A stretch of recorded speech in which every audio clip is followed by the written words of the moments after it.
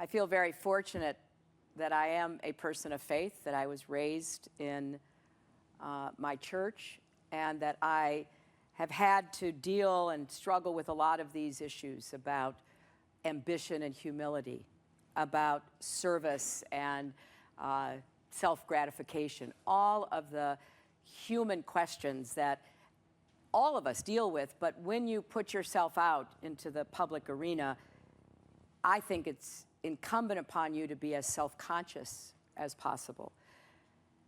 This is hard for me.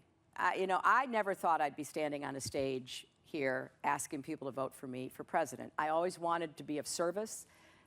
I met my husband, who was such a natural, knew exactly what he wanted to do. I was happy to support him while I worked in the Children's Defense Fund and legal services and taught law and, had our daughter.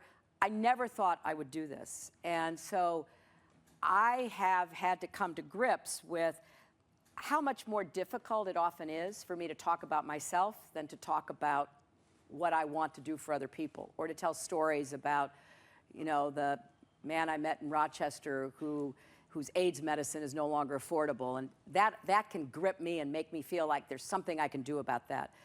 So I'm constantly trying to balance, how do I assume the mantle of a position as essentially august as President of the United States, and not lose track of who I am, what I believe in, and what I want to do to serve. The final thing I would say, because, again, it's not anything I've ever talked about this much publicly, everybody knows I have lived a very public life for the last 25 or so years, and so I've had to be in public dealing with some very difficult issues, and personal issues, political, public issues. And I read a treatment of the prodigal son parable by the Jesuit Henri Nouwen, who I think is a magnificent writer of spiritual and theological concerns. And I read that parable, and there was a line in it that became just a lifeline for me. And it basically is practice the discipline of gratitude. So regardless of how hard the days are, how difficult the decisions are, be grateful. Be grateful for being a human being part of the universe.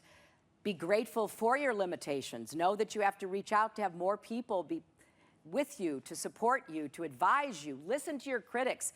Answer the questions. But at the end, be grateful. Practice the discipline of gratitude, and that has helped me enormously.